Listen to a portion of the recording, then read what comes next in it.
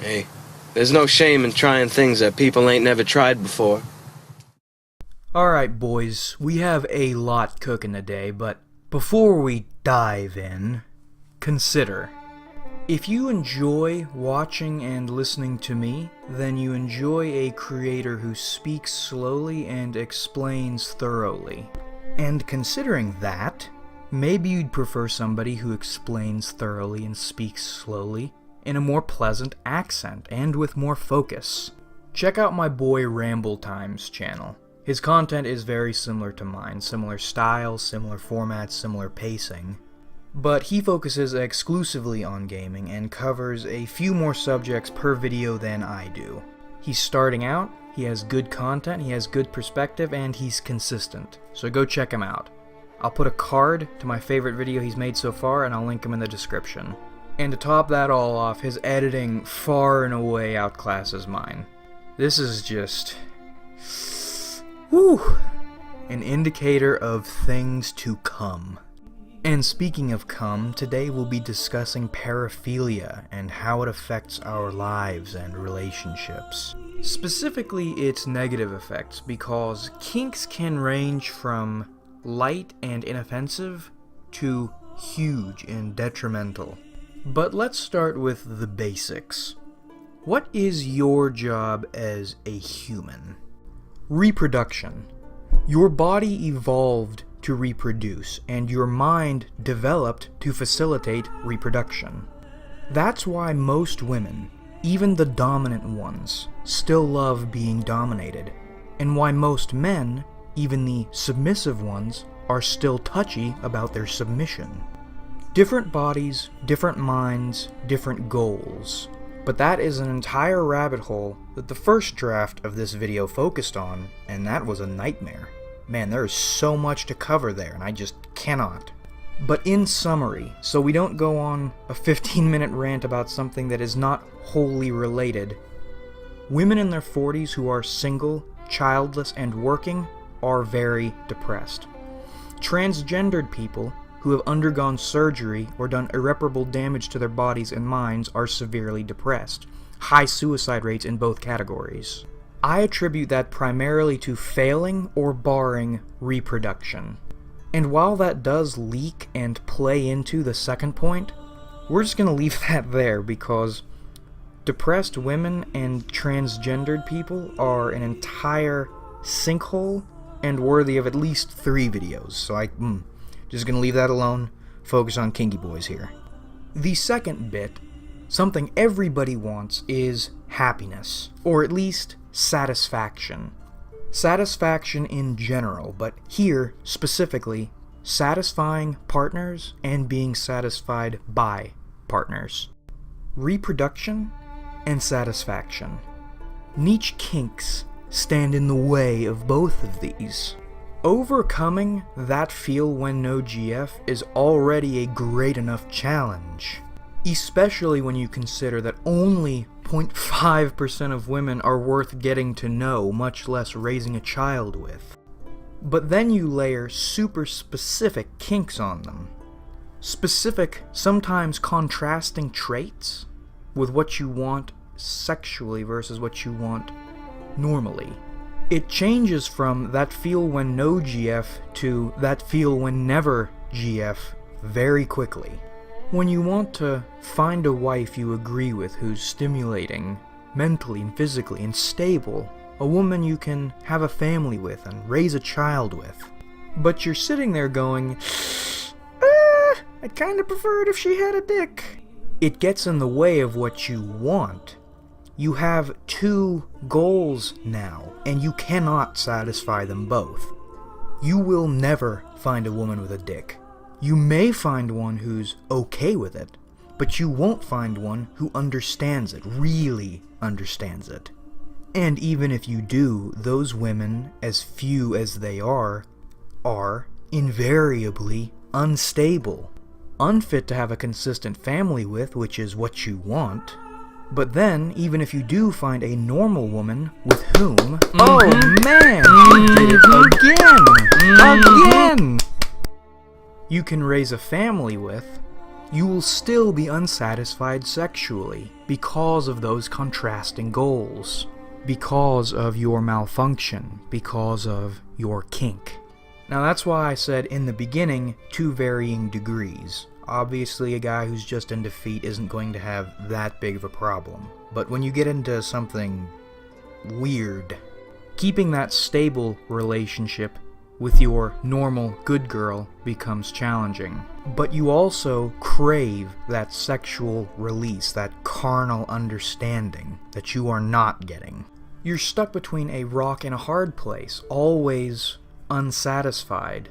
The chances of finding someone who fills both of your needs is nearly impossible.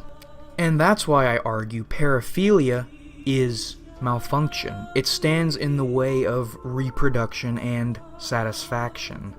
Both of these lead to sadness and overall dissatisfaction with existence. As with post-op transgendered, middle-aged, childless, single, working women, and homosexuals. But homosexuals in particular are fascinating because they are a bit of a conundrum. Now, this may be wrong. In contrast with the research I did for the first draft of this video, their suicide and unhappiness rates in particular, but from all the homosexuals I've interacted with, met, and consumed, are all very happy and satisfied with their lives, but something all of them had in common were satisfying relationships. So that makes me wonder if happiness is not so much tied to reproduction as much as it is sexual release and loving satisfaction. Because homosexuals by default can't reproduce, yet here they are, happy and satisfied. But then you wonder why transgendered are so fucking sad and dissatisfied all the time. But that comes back to evolution and biology. Their bodies are essentially malfunctioning. Post-op, at least. That's not something homosexuals have to deal with. But I'm not sure. That's just a branch the first draft went down, and I figured it was worth including. Another interesting branch, another interesting conundrum is MGTOW. Men aging and staying happy alone. Men finding happiness in work, community, and hobbies, wholly independent to women. And again, that also comes back to biology. Men aren't wired to find one mate and protect their seed. They're designed to spread seed everywhere, so they're more adaptable to the single life. More workarounds, other ways of finding happiness, to get that delicious dopamine, son. But then that brings you back to, why are kinky boys so sad and dissatisfied all the time? Well, men develop fetishes more often than women do, and when their entire sexuality is tied up in this one point, I suppose it's easier to focus on and worry about and amplify. But then again, I don't have any statistics or studies or data on any of this, so really I'm not sure. But what I am sure of is that it contributes to that feel when no satisfying GF. And if image boards are to be believed, it may just turn you off dating, relationships, and women entirely. In which case, maybe it's a shield. I mean, divorce rates are higher than they've ever been. Male suicide is higher than it's ever been. This malfunction removes us from that arena. So maybe it's a good thing. But then we're still sad and dissatisfied.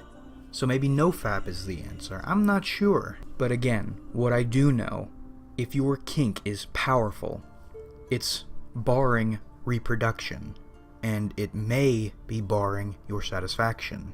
And that means something about you, something about us, is malfunctioning, preventing us from completing what we were evolved to do. I know I didn't answer anything here. Like the friendship versus productivity video, I can't tell you about you. I can't tell you about everyone else. I can only tell you about me and what statistics I have. So to keep things engaging, maybe give you a platform to build off, I'll give you 2 of my personal experiences with this problem. Ooh, that was hesitant about bringing these up because these are a bit personal and I don't know all who's watching. But, gotta get them views, gotta keep that viewer retention high, gotta keep my subs happy, baby, and I haven't posted in a week, so here goes. A few years ago, I met a girl who liked hurting people and ordering guys around, telling them what to do, which doesn't sound uncommon, but Jesus Christ, it really is. And one of the first things she asked me to do was put a few big gashes on my skin, which is more severe than anything I'd done before, or at least what she wanted me to do. I was a little spooked at first, but I got nuts, son. They make you want things and they make you do things, so I took my knife, I disinfected it to the best of my ability, and I started cutting. I figured if I went along my ribs, because ribs are hard, bones are hard, I figured I could go deep without inflicting any serious, lasting damage, and making no mistakes and accidentally going a little too deep and piercing something. I cut along 3 ribs on both sides, 6 in total, starting below my nipples. And I cut them pretty deep. Shit, it's weird talking about this. I cut them pretty deep, and it hurt. That's why I stopped at 6, so. And I looked like a bloody skeleton, and the scars stayed for about a year and a half before they, faded into the ether, back where they belonged. But she was very pleased, and we went back and forth for a while. I never did anything that rough again. I just had to take pictures of it as it healed. I guess that got her off. I don't fucking know. But anyways, I had this sinking feeling in my gut that we weren't going to mesh if we were honest about each other's beliefs. But I respected her enough, or at least I thought I did, to try. So I compiled all my beliefs and evidence supporting those beliefs, and I laid them out for her. And obviously, of course, she's the biggest Black Lives Matter advocate in the entire world, and the largest hater of facts in the entire world, so she went fucking insane, and that was the end of that. But that's an example of kink satisfaction pushing you towards a bad person, or an unfitting person. And while we're on that one, actually, I'll give you another story for free, baby boy, as payment for not doing this shit more than weekly. Experience 1.5. I met a girl who had my kink, or at least the other role in my kink, specifically, which is like finding a unicorn. In all my years of hunting, still never found one who naturally fell into that role. Anyways, with her, I felt the most kink satisfaction, the most carnal understanding, the warmest acceptance, the most natural, intuitive acceptance I've ever felt. And still have ever felt, really. But plot twist. She was actually a man. She had a dick, and every time I did anything with her, I felt more and more guilty and disgusted with myself.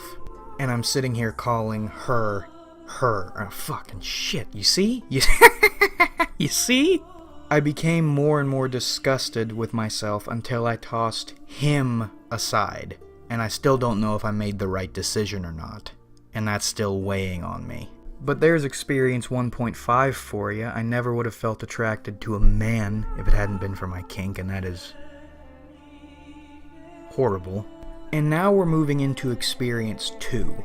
And instead of making experience 2A, 2B, 2C, etc., I'm just labeling it 2 because this experience has happened multiple times and may actually be in the process of happening right now. Find a woman I agree with politically and fundamentally. Someone I could see settling with, raising a family with, a child, which is already hard enough. That's only happened a couple times. But this woman is completely vanilla, doesn't understand or doesn't accept, both have happened, my autistic desires. But in every case, we're driven to find other people. I can't satisfy them or they can't satisfy me. Depends on the person, really. But with every person and in every situation, it sucks. makes you really wish you didn't have that kink at all, because your or my stupid brain damage is preventing me from finding a good, wholesome partner and raising a family. And it is driving me mad. And there isn't a solution. If I settled with one of these good women and just stuck with them, eventually I'd feel so dissatisfied, I'd have no release, that I'd be driven to cheat, or I'd do something drastic and stupid, and it's frustrating. Because I just want to be normal and content, and I can't get this tumor out of me. But that's an example of how kinks ruin normal relationships. But there are both of your experiences, Sonny. Plus an extra one, because you're a good boy. But what do you think? Do you think kinks are malfunctions, or do you think they're shields preventing men, keeping men out of the arena? If you think they are healthy, to what degree do you think they are healthy? At what point do you cross the line? Have you had any crazy experiences or major feels, my guy? I'm interested. I didn't expect to share these experiences here, so if you got any, I'd love to hear them. Maybe we can feel together, baby. And what are your kinks? I didn't disclose mine in this video. Maybe I'll go over them later, but not here. Not today. But I'd be curious to hear yours, and especially to what extent they've affected your life. And the explanation to why I didn't upload this week. My grandma kicked the bucket, and I've just had a lot on my plate and no privacy to work. Especially on a video like this, and I did want to make this video pretty badly. But that about wraps this one up, everybody. I hope you enjoyed watching, because I certainly enjoyed making it. Like if you enjoyed, because that helps me out a lot.